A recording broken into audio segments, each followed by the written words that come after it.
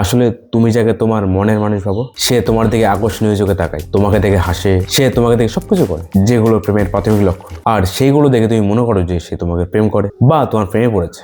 ওইভাবে তাকালে, হাসলে, রিয়াক্ট করলে যে কেউ বলে দেবে যে সে তোমার প্রেমে পড়েছে বা প্রেমে পড়ার প্রাথমিক লক্ষণ। তুমি প্রপোজ করলে সে প্রাথমিক অবস্থায় অ্যাকসেপ্ট না করলেও কিছুদিন পর অ্যাকসেপ্ট অবশ্যই করবে। এটাই তো স্বাভাবিক, তাই না? যখন তুমি বুঝতে পারো বা জানতে পারো তোমার ভাবনা চিন্তা অহেতুক, পুরো ব্যর্থ, সে তোমার দিকে ওইভাবে তাকায়নি, আর না তো তোমাকে দেখে হেসেছে, সে তোমাকে প্রেম করে না, আর না তো করে পছন্দ।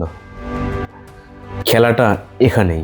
শুধু তাই নয়, তোমার ফ্রেন্ড সার্কেলে তুমি যাকে তোমার সব থেকে কাছের ভাবো, একদম ক্লোজড, সেও তোমাকে দেখে হাসে, আকর্ষণীয় চোখে তাকায়, রিয়াক্ট করে বিভিন্নভাবে, প্রেমে ভরা এক্সপ্রেশন দেয় এবং তোমার সাথে কথা বলে রেগুলার চ্যাটে বা ফোন কলে।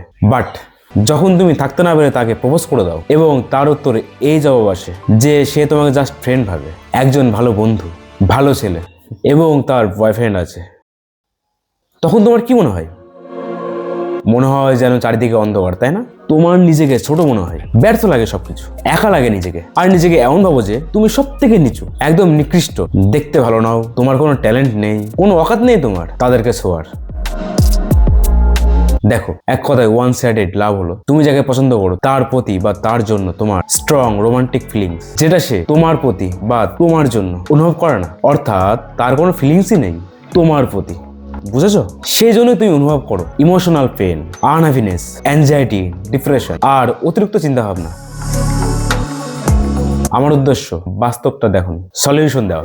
যখন কেউ তোমাকে ইগনোর করছে, তোমাকে সেই চোখে দেখছেন, তোমাকে নোটিশই করছে না, তার মানে এটা নয় যে তুমি ওয়ার্থলেস বা কোনো ভ্যালু নেই তোমার। আসলে এটা তাদের চয়েস, তারা কিভাবে তোমাকে ভ্যালু দেবে। সত্যিকারের ভালোবাসা, সম্মান এবং যত্ন কখনোই চাওয়ার প্রয়োজন পড়ে না। তোমার নিজে কখনোই ফোর্স করার দরকার নেই। যেখানে তোমার কোনো ওয়েলকামই নেই, তোমার কখনোই তাদের পেছনে দৌড়ানোর দরকার নেই যারা তোমার থেকে অলরেডি দূরে সরে আছে। নিজের ভ্যালু বাড়াও, সব জায়গায় অ্যাভেলেবল হয়েও না। এভরি টাইম যখনই তুমি ভালোবাসার ভিক্ষা চাও, নিজেকে ফোর্স করো, তাদের পেছনে দৌড়াও, তখনই তুমি তোমার নিজের গৌরব বা দাম হারাও, শান্তি এবং তোমার শক্তি সবকিছুকে হারিয়ে ফেলো।